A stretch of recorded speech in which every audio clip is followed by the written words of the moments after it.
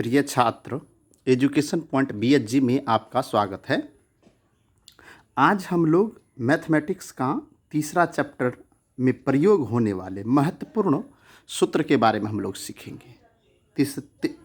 तीसरा नहीं, 13वां chapter, mistake हो गया। इसमें है पृष्ठीय क्षेत्रफल और आयतन से संबंधित कुछ आकृति है, उसके बारे में हम लोग पहले सीखेंगे, उसके बाद उसका सूत्र के बारे में सीखेंगे। इस वीडियो में हम लोग वृत्त, बेलन, शंकु, गोला, अर्धगोला, ये पांचों आकृति के बारे में हम लोग सीखेंगे। सबसे पहले नंबर पर है वृत्त। अब हम सबसे पहले लिखते हैं वृत्त। वृत्त कैसे बनाते हैं, पहले वृत्त बनाने के लिए सीखेंगे। वृत्त जब बना लेंगे तो उसी में फिर उसके आगे सीखेंगे सूत्र कैसे बनता है। सूत्र हमेशा रटे नहीं, बार बार हम कह रहे हैं, सूत्र को रटा नहीं जाता है, सूत्र को समझा जाता है। देखिए एक कंपास है, इस कंपास से हम बनाना शुरू करते हैं। इसकी लंबाई आप चाहे जितना भी लेकर आप बना सकते हैं। देखिए हम यहाँ बना रहे हैं।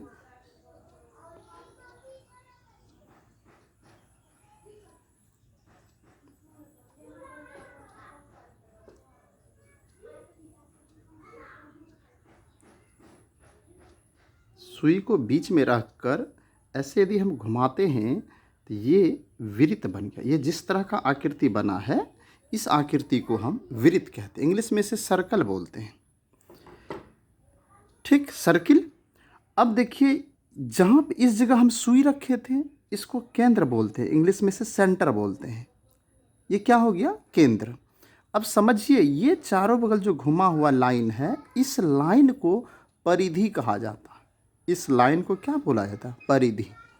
उसके बाद इस केंद्र से इस परिधि के बीच की दूरी को त्रिज्या कहते हैं। यदि हम यहाँ से यहाँ तक खींच दिए तो यह त्रिज्या हो गया, रेडियस। ये चारों साइड जो है घुमा हुआ लाइन है, इस लाइन को परिधि कहते हैं। ये इसका नाम हो गया परिधि। समझ गए? इसका नाम हो गया त्रिज्या।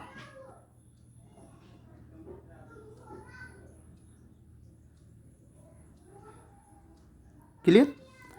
अब त्रिज्या का संकेत छोटी आर होता है।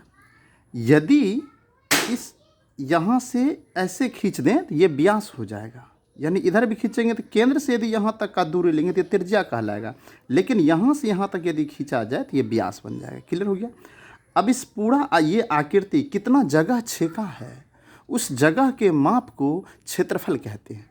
वृत्त का क्षेत्रफल, यह वृत्त है, केंद्र O मान लेते हैं। अब आगे हम देखते हैं कि इस आकृति से संबंधित कौन कौन सूत्र है, उस सूत्र के बारे में हम लोग सीखते हैं। सबसे पहला आता है वृत्त का क्षेत्रफल। बहुत इंपॉर्टेंट यह सूत्र है, वृत्त का क्षेत्रफल।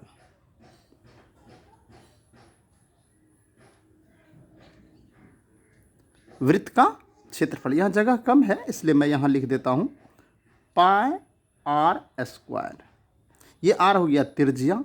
पाई का मान नियत होता है, पाई का वैल्यू होता है, एक बार लिख देते हैं यहाँ, पाई का वैल्यू 22/7 या 3.14। एक बात ध्यान रखना है, किसी भी प्रश्न में पाई का जो वैल्यू दिया यदि 3.14 होगा तभी हम इसका प्रयोग करेंगे। यदि इसका वैल्यू नहीं दिया है तब हमेशा 22/7 का प्रयोग करेंगे। अभी वृत्त का क्षेत्रफल हो गया। दूसरा है वृत्त का, ये वृत्त कितना जगह छेका है तो वह क्षेत्रफल से हमें पता चलता है, छेक कर रखा। अब हम लिखेंगे वृत्त का परिधि। वृत्त का परिधि। एक बात और ध्यान रखना है, परिधि को परिमाप भी कहा जाता है। परिधि को परिमाप, ये चारों साइड का जो ये माप है वो यदि हमें निकालना है तो इसका सूत्र होगा 2πr। अब देखिए यहाँ 2 तो 2 ही है, पाई का वैल्यू आपको पता है 22/7, आर आपको प्रश्न में दिया हुआ होगा, ये आर त्रिज्या हो गया। ये सिर्फ आपको यदि त्रिज्या रहेगा तो उस त्रिज्या से आप वृत्त का क्षेत्रफल भी निकाल सकते हैं और वृत्त का परिधि भी निकाल सकते हैं। क्लियर? तीसरा सूत्र, वृत्त का व्यास। वृत्त का यदि व्यास पूछे तो बराबर हो जाएगा 2r। वृत्त का व्यास बराबर 2r। यदि वृत्त का त्रिज्या निकालना है, मान लीजिए हमारे पास व्यास दिया हुआ है, अक्सर प्रश्न में क्या होता है, व्यास दिया हुआ रहता है, तब हम कैसे निकालेंगे वृत्त का त्रिज्या? तो वृत्त का त्रिज्या बराबर व्यास बटे 2, यानी व्यास में 2 से भाग दे देंगे। व्यास जितना भी होगा उसमें 2 से भाग देंगे। इस व्यास का संकेत d माना जाता है, तो d बटे 2 भी हो सकता है। तो इस तरह से आपका वृत्त वाला कंप्लीट हो गया। वृत्त के बाद अब हम लोग बेलन में आते हैं। किसमें? बेलन में।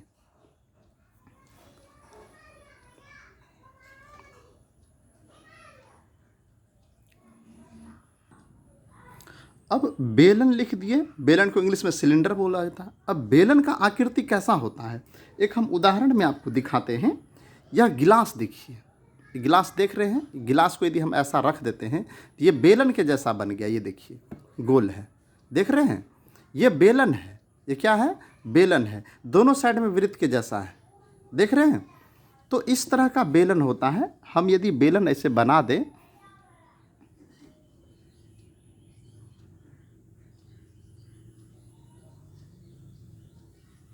ये बेलन बन गया। अब देखिए बेलन में इसको ऊंचाई माना जाता है। इसको क्या माना जाता है? ऊंचाई। ऊंचाई का संकेत h होता है। बेलन में ऊपर नीचे वृत्त के जैसा होता है, इसलिए यहाँ से यहाँ तक की दूरी को व्यास कहेंगे, केंद्र से यहाँ तक की दूरी को त्रिज्या बोलेंगे, यानी r। ठीक। अब बेलन से संबंधित 3 सूत्र का उपयोग होगा। बेलन में 3 प्रकार के सूत्र का प्रयोग होता है। अब देखिए पहला सूत्र क्या रहेगा? बेलन हो गया। सबसे इंपॉर्टेंट सूत्र है बेलन का आयतन। बेलन का आयतन।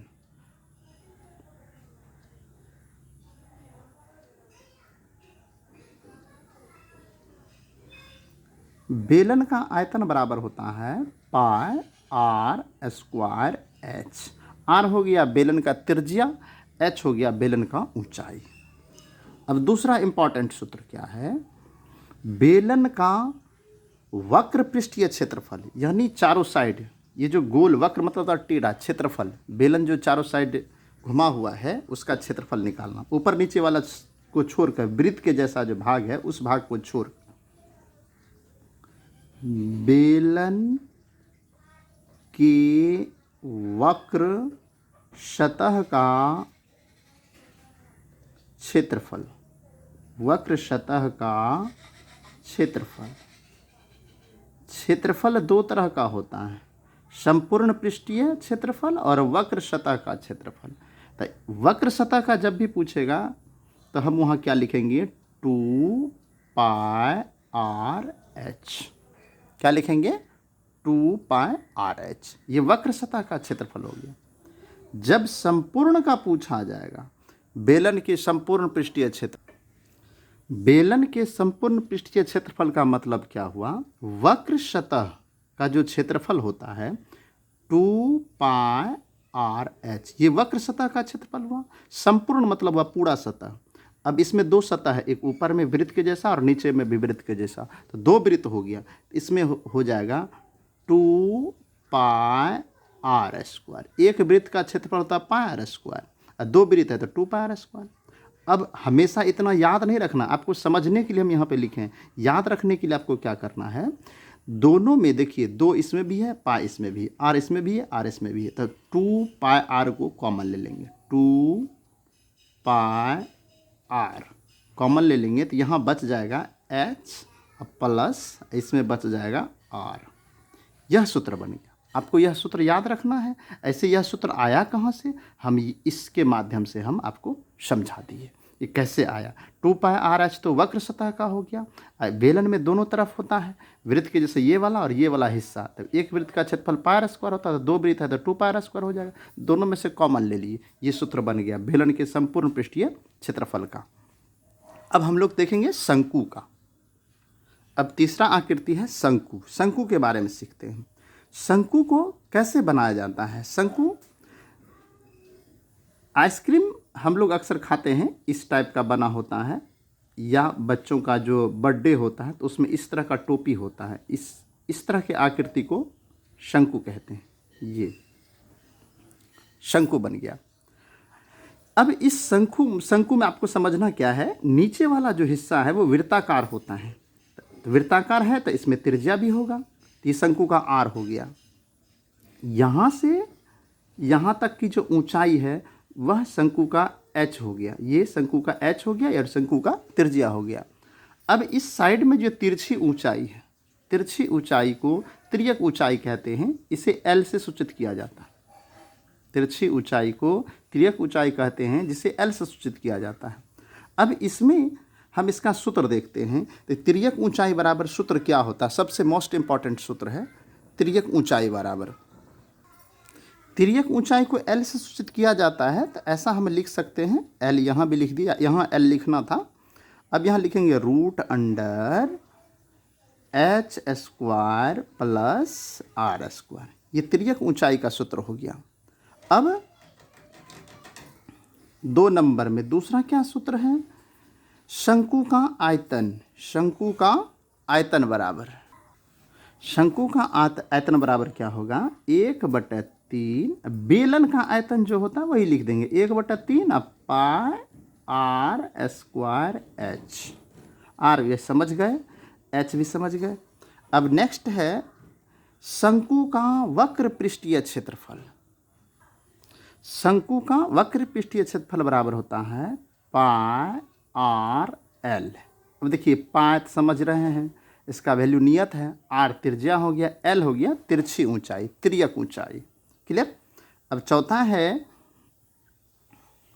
शंकु का संपूर्ण पृष्ठीय क्षेत्रफल, शंकु का संपूर्ण पृष्ठीय क्षेत्रफल बराबर क्या होगा, संपूर्ण का मतलब वह पूरा सतह, नीचे जो वृत्त के जैसा था उसे हम नहीं जोड़े थे वक्र सतह वाले, तो यहाँ क्या करेंगे, वक्र सतह का जो क्षेत्रफल होता है पाई आर एल, पाई आर एल, पाई आर एल में हम जोड़ देंगे किसका, नीचे वाला जो वृत्त के जैसा है उसका क्षेत्रफल, वृत्त का क्षेत्रफल क्या होता है पाई आर स्क्वायर। अब देखिए ये तो हम समझ गए कि कैसे ये बना। अब इसमें से क्या करेंगे, पाई को कॉमन ले लेंगे, पाई दोनों में है, आर दोनों में है, तो आर को कॉमन ले लेंगे तो यहाँ बच जाएगा एल, इसमें 2 आर है, एक आर तो कॉमन आ गया तो एक आर बच गया, तो शंकु का संपूर्ण पृष्ठीय क्षेत्रफल बराबर ये सूत्र बन गया। शंकु में यही 4 सूत्र है, चारों सूत्र को आप अच्छी तरह से समझ लेंगे, 1-2 बार प्रैक्टिस करेंगे, हमें उम्मीद है आपको ये याद हो जाएगा। नेक्स्ट देखते हैं। अब चौथा है गोला। गोला क्या होता है आपको यहाँ समझना पड़ेगा, वृत्त, वृत्त भी गोल होता है, और गोला मतलब गेंद, गेंद भी गोल होता है। देखिए दोनों गोल है, वृत्त तो वृत्त क्या हो गया, जैसे चूड़ी होता है वो वृत्त हो गया, लेकिन गेंद का जो शेप है वो गोला के जैसा हो गया। अब आप समझ गए गोला क्या हुआ, दोनों, लेकिन दोनों का आकृति यदि हम बनाते हैं कॉपर तो वो वृत्त के जैसा ही दिखता है, लेकिन आपको समझना ये क्या है, गोला है। अब गोला में भी त्रिज्या होगा, तो इसमें हम क्या करेंगे, सबसे पहले लिखेंगे गोले का आयतन, क्या लिखेंगे, गोले का आयतन। बहुत इंपॉर्टेंट ये सूत्र है, ये ऑब्जेक्टिव क्वेश्चन में पूछा जाता है। गोले का आयतन बराबर क्या हो जाएगा, 4/3 पाई आर क्यू, ये गोले का आयतन है, कई बार एग्जाम में पूछ चुका है गोले का आयतन। अब दूसरा है गोले का संपूर्ण पृष्ठीय क्षेत्रफल, गोले का पृष्ठीय क्षेत्रफल बराबर होता है 4 पाई आर स्क्वायर। यहाँ ध्यान रखना है, इसी जिस त्रिज्या का मान लीजिए गोला है, उसी त्रिज्या का यदि वृत्त होगा तो वृत्त के क्षेत्रफल के 4 गुना होता है, 4 वृत्त के क्षेत्रफल के बराबर 1 गोले का पृष्ठीय क्षेत्रफल होता है, तो 4 गुना वृत्त का क्षेत्रफल करती है, तो 4 पाई आर स्क्वायर। अब देखिए गोले में यही 2 प्रकार के मतलब सूत्र होता है, इसी तरह का प्रश्न सिर्फ पूछा जाएगा। अब गोला के बाद 5वां क्या है, अर्धगोला। अब 5वां है अर्धगोला। अर्धगोला का देखिए लिख दिए, अब ऐसा इसलिए किए क्योंकि टाइम वीडियो बहुत लंबा हो रहा है। अब समझ लीजिए अर्धगोला कैसा होता है, मान लीजिए कोई गेंद है, आप उसको काट देते हैं, वो इसे यदि आप आधा काट देंगे तो इस तरह का शेप बनेगा, देखिए ऐसा शेप बनेगा, है ना। ये अर्धगोला हुआ। अर्धगोला में यहाँ से ये व्यास हो गया, यहाँ से यहाँ तक यदि खींचेंगे, यहाँ से यहाँ तक त्रिज्या बोलेंगे, और ये भी त्रिज्या इधर, ये दोनों बराबर होगा। क्लियर हो गया। अब देखिए अर्धगोला का आयतन बराबर हो जाएगा 2/3 पाई आर क्यू। ठीक। अब अर्धगोला का वक्र सतह का क्षेत्रफल, वक्र सतह ये अर्धगोला कितना का ही क्षेत्रफल निकालना है। तो पूरा का होता था 4 पाई आर स्क्वायर, तो इसका हो जाएगा 2 पाई आर स्क्वायर। क्लियर। संपूर्ण का कहेगा तो ये अर्धगोला में ये जो ऊपर वाला हिस्सा है ये वृत्त के जैसा बन जाएगा, तो वृत्त का क्षेत्रफल जोड़ना पड़ेगा, इसलिए इसका हो जाएगा 3 पाई आर स्क्वायर। देखिए ये महत्वपूर्ण सूत्र है, आप इस सूत्रों को रटे नहीं, समझे और 2-4 बार आप लिख कर बनाने का प्रयास करें। हमें उम्मीद है आपको ये वीडियो अच्छा लगा होगा। ये वीडियो थोड़ा लंबा हो गया, इसलिए आपको थोड़ा घबराना नहीं है, आप 1-2 बार इसको प्रैक्टिस कीजिए। हमें उम्मीद है आपको वीडियो अच्छा लगा होगा। आप यदि हमारे चैनल पर नए हैं तो हमारे चैनल को सब्सक्राइब कर लीजिए। इस तरह का वीडियो का नोटिफिकेशन सबसे पहले पाने के लिए बेल आइकन भी दबा दें। हमारा वीडियो कैसा लगा हमें कमेंट कर जरूर बताएं। वीडियो देखने के लिए धन्यवाद।